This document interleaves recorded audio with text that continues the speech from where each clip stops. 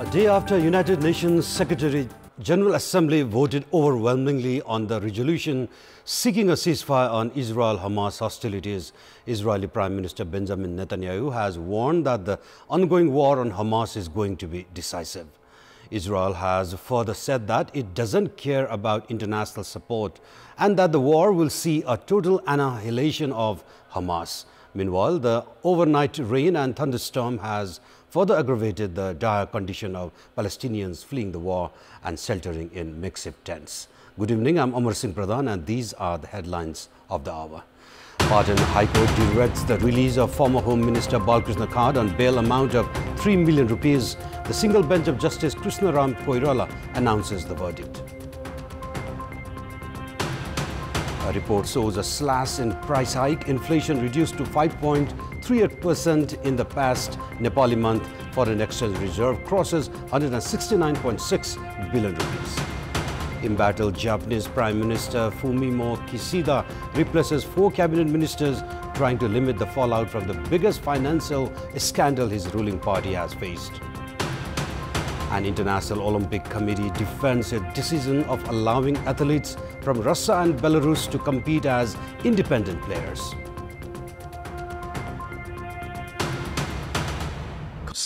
A third bench of the Pradhan High Court directed the release of former Home Minister Krishna, who was in judicial custody in the fake Bhutanese refugee scandal.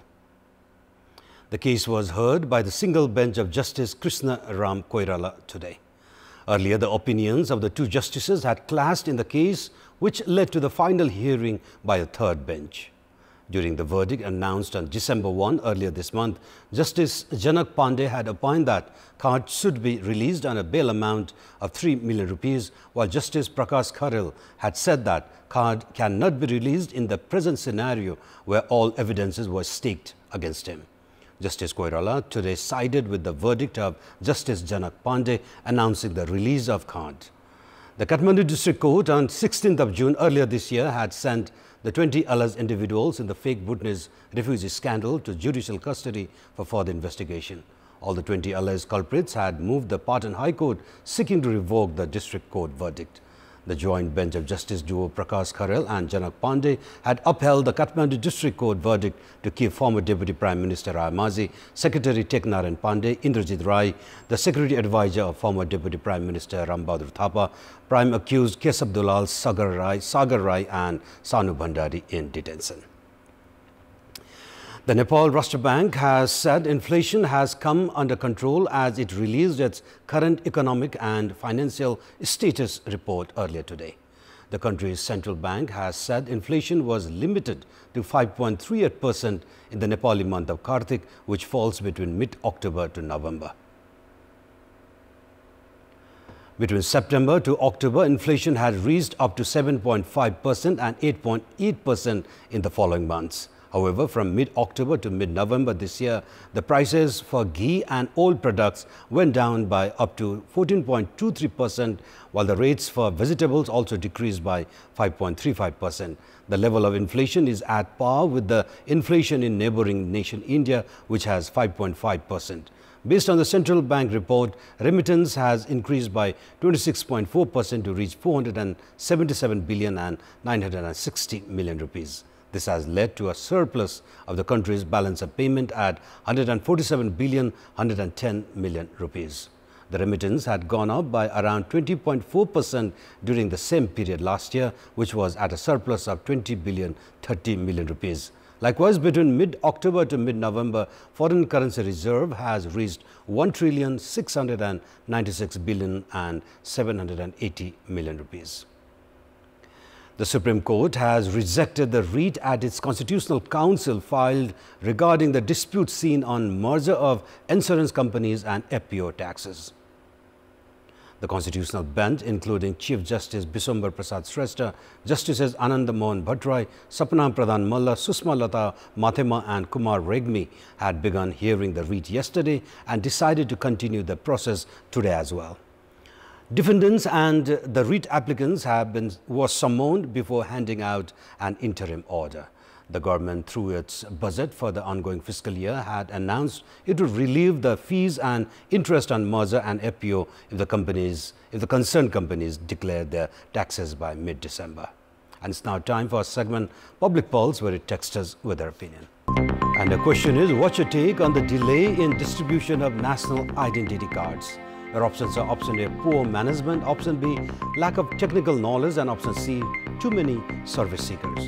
The voting is on. Type NEWS, select your option A, B or C and send it to 34001 to share your opinion with us. 3 support staff working at the Tribhuvan International Airport have been arrested so far in connection with gold smuggling scandal. The latest to be arrested was support staff Susila Pandey, who was arrested yesterday evening. According to the Chief Customs Administrator at the Airport Customs Office, Tokras Pandey, they were arrested over allegations of lending support in gold smuggling. Susila Pandey was arrested yesterday following statements from 2 individuals who were arrested earlier. It has been revealed that the airport staff have been facilitating in management of gold smuggled from abroad and sending them to their destinations. It has been understood that Gorkha's Chandra Bahadur Ghale, who arrived in Nepal on 7th of December from Dubai earlier this month, had planned to hide 14 kilograms of gold in a dustbin, which would then be carried out with the help of the office support staff of the Tribhuvan International Airport. The Katmandu Metropolis has begun confiscating tobacco products from local shops a day after implementing a complete ban on the storage, sales and consumption.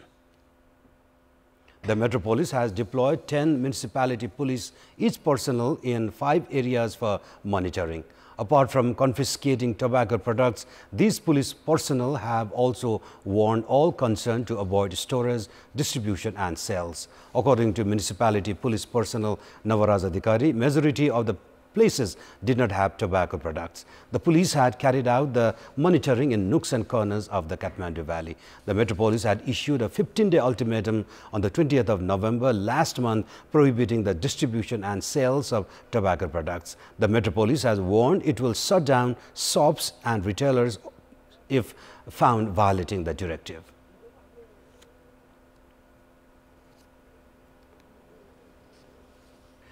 The Nepal Telecommunication Authority has scrapped the license of 3 companies. This includes United Telecom Limited, Max Net Solution Private Limited and Chitwan Network Private Limited. The authority has said their licenses were automatically scrapped due to the failure to renew the license on time. The authority had urged the 3 companies to contact the authority within 30 days and clear their taxes along with submission of details. Failure to do so would follow with actions as per existing laws. Earlier, the authority had also scrapped the license of Himalaya Gorkha Net Private Limited that had internet service permit. Agro-scientists have joined hands for initiatives to combat the impacts of climate change in agriculture sector of South Asian nations. At a conference of SAARC nations held in Kathmandu, agro-scientists agreed to jointly work in dealing the impacts of climate change on agriculture, the strategies expected from governments and ways to mitigate the impacts. They have agreed to minimize the impacts, build adaptation and mitigation plans and share The purpose was to discuss how we can adapt to climate change in agriculture. Especially Nepal, is so vulnerable because of glacier melt, because of temperature rise. You already see lots of effects. So in this workshop, we discuss what are the key strategies and how we can help Nepal, same way how Nepal can help other countries, the large lessons that Nepal farmers have. Likewise, the conference also produced an agreement for additional studies on paddy, wheat, corn, among others.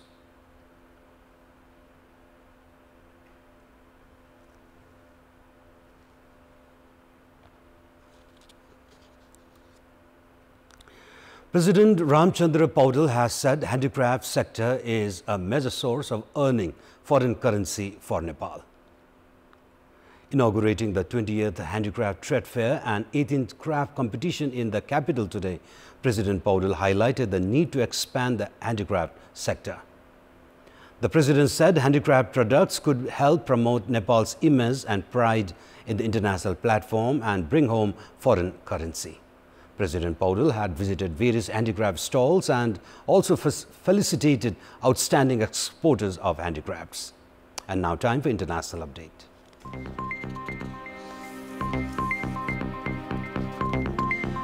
Embattled Japanese Prime Minister Fumio Kishida has replaced 4 cabinet ministers, trying to limit the fallout from the biggest financial scandal his ruling party has faced in decades. Kishida appointed former Foreign Minister Yoshimasa Hayashi as Chief Cabinet Secretary and former Justice Minister Ken Saito as Minister of Economy, Trade and Industry. He appointed Takeichi Matsumoto as Internal Affairs Minister and Tetsushi Sakamoto as Agriculture Minister. The new ministers received their appointment documents from Kishida and bowed before Emperor Naruhito.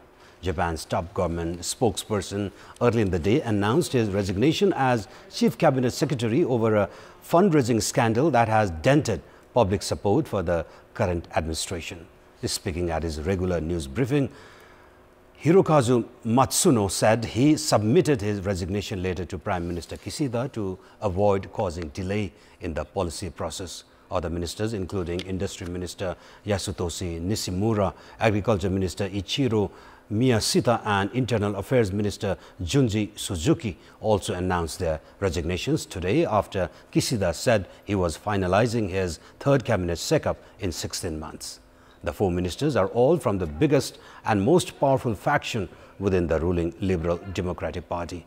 Prosecutors have launched a criminal probe into the LDP's so-called Abe faction, named after late Premier Shinzo Abe, and begun questioning dozens of lawmakers for allegations of receiving about 500 million yen, about $3.5 million in fundraising proceeds missing from party accounts.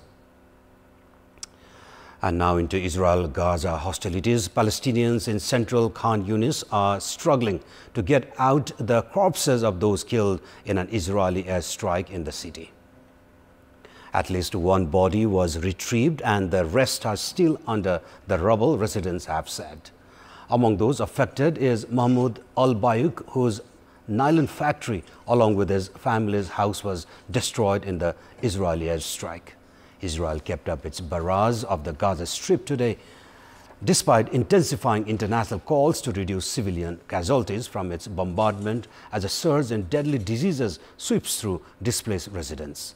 Israel says its attacks on Gaza are aimed at annihilating Hamas, the group whose fighters stormed across the border fence from Gaza on 7th of October, killing 1,200 Israelis, mostly civilians, and seizing 240 hostages, and many of whom were later released. Since then, Israel has led much of the Palestinian enclave to west.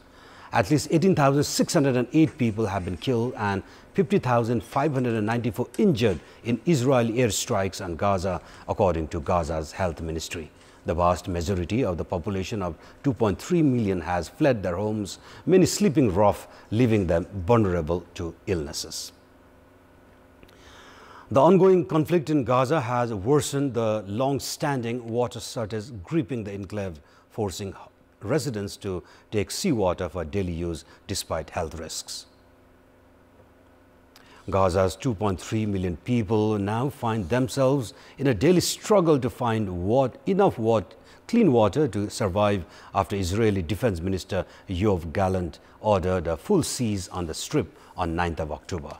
During the offensive, Gaza's sanitation infrastructure and most of its water wells have been destroyed. That pushed Palestinians to find an alternative source from the sea.